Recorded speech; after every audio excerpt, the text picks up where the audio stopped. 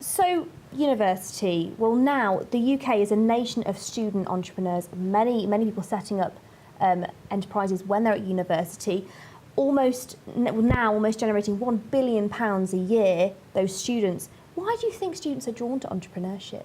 Yeah, it's a great question. I think, and that number is really impressive, £1 billion. I think what happens is people go to university, they maybe have quite a lot of ambition and they're working through their degree and maybe they have a little bit of spare time, and then they think about where they can start applying their skills in other places, and maybe they come across a problem that they've discovered that they can solve, and before you know it, they've gone from tinkering around with an idea to like actually making a little bit of money, and it can grow from there.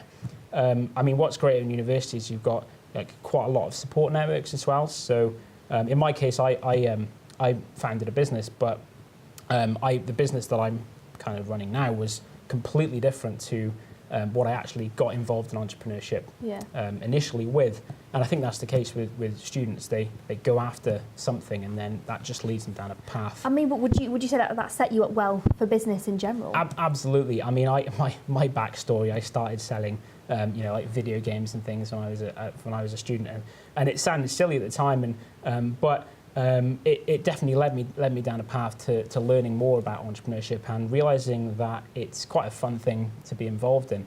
And I think a lot of entrepreneurs, there's lots of entrepreneurs out there who do things that they're probably earning less than like minimum wage, but they absolutely love it because it's their thing and they're building their own like enterprise, and that's what can really drive entrepreneurship forward. I mean, now 30% now planning to run a business at uni. It's a huge number, isn't it? That is a staggering amount. That's like a third of people. That's impressive.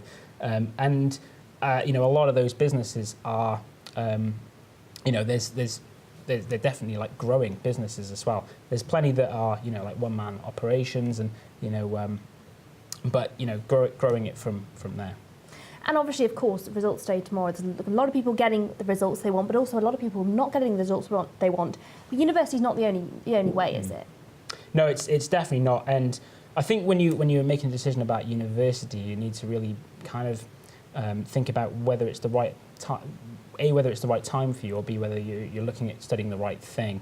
A lot of people go through A-levels or GCSEs, A-levels, and then they apply for something they like doing, but don't really get the opportunity to think about how that's going to affect them long term. And that's possibly also why a lot of students, they start doing their course and then they get tracked onto kind of other things. So it is important, but you have to really think about where you're gonna go when you university. And these people going to university and also setting up their own business, I mean, it takes a lot of motivation. Does a lot of it, you think, come from their own hobbies? I definitely think so, yeah. I mean, you've got to start with something that you enjoy doing.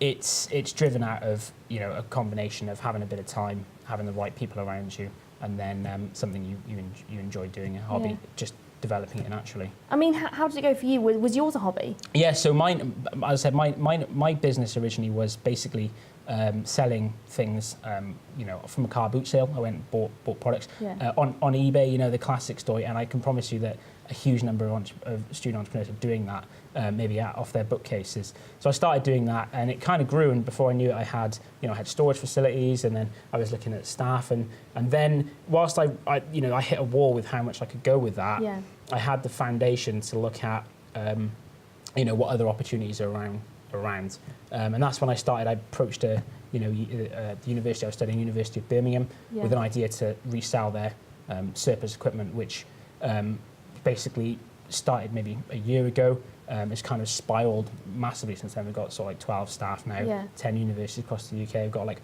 Oxford and Cambridge like approaching us for the service, and it all tracks back to me spending like late nights working around my studies, selling stuff online. I mean, what sort of reaction did you get from your fellow students? Do they think were you the only one doing it? I don't think I was the only one doing it. I think a lot of people thought I was crazy.